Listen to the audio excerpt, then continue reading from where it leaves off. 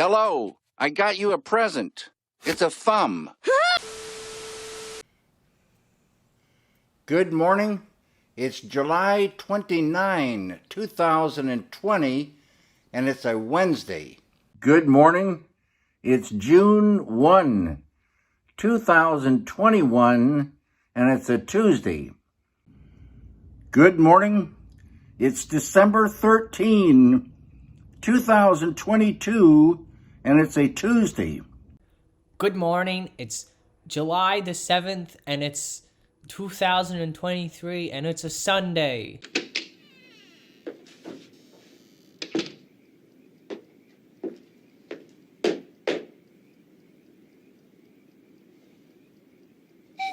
What defines mainstream Hollywood filmmaking versus anything else?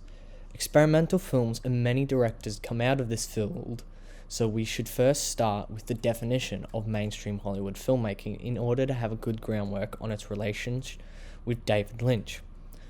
The notion of mainstream film in contemporary cinema puts it, a mainstream film can be a blockbuster, a film which propagates dominant ideologies, a realist film, a film which employs continuity editing, a film rooted in the traditions of classical Hollywood cinema, a film that is easy to comprehend.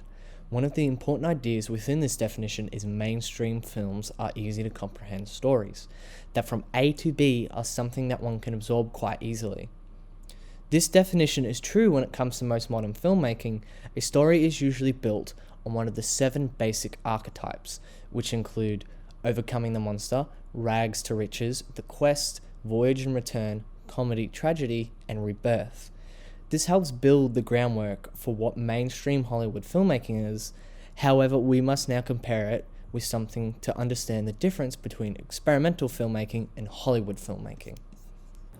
So what exactly is experimental filmmaking? Unlike a lot of other genres and styles of filmmaking, experimental filmmaking is a lot broader than most.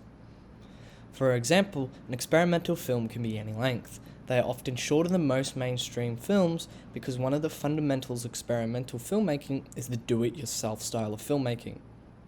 Most of them not having large budgets and being self-funded. This is why Eraserhead took 5 years to make. Another angle you can look at it is exactly what it says, experimental. It allows the creator to experiment with film and push the boundaries of what that is. John Libby Pub put, certain images are wanted and not wanted by the capital. Image preferred by the capital are only those which are endorse narratives agreeable to the capital and which implement its beliefs.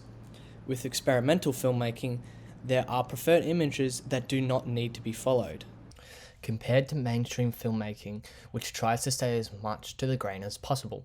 Meanwhile, experimental filmmaking does whatever it wants because they do not have a big budget, due to it just being people creating because they have an idea.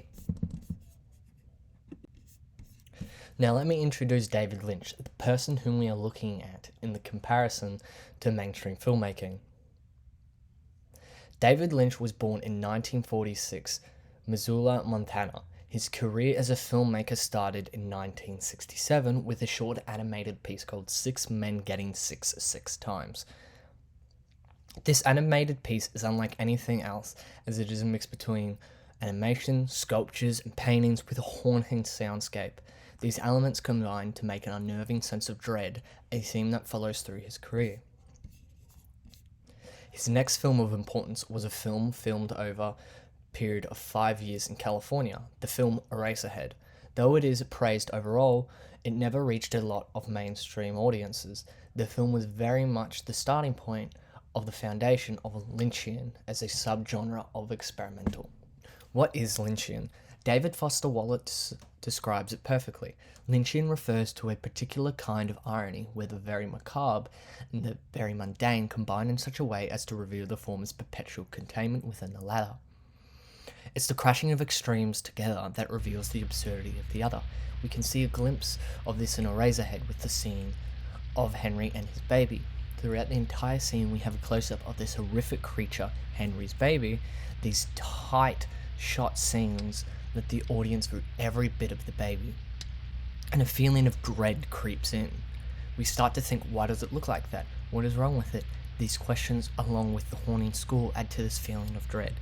Henry's lack of shock and and his calmness give more awe to the eeriness. In comparison, a similar scene in 2014's movie Still Alice is about a confrontation with illness when Julianne Moore character's Alice confronts her husband on the growing fear that she has Alzheimer's. A few things to note in this scene is it takes place very close to the characters. This adds more to the intimate nature of the scene while also allowing the audience to see the expressions and faces of the characters. Unlike Eraserhead, which never really shows Henry's face up close, only the state the child is in, Still Alice chooses to present its way in a more traditional style to show the dread Alice feels. There is no real feeling the audience gets that something worse is on the horizon for Alice. It flows through the scene using mainly dialogue to tell how the characters are feeling, as well as the closeness of the characters' expressions. There is also no score, while Lynch gives the audience time to come up with their own ideas of the situation. We see first the child with a thermometer in its mouth using ellipses, then giving confirmation to the audience. It's these moments that give air to thought on what it is that feed the dread.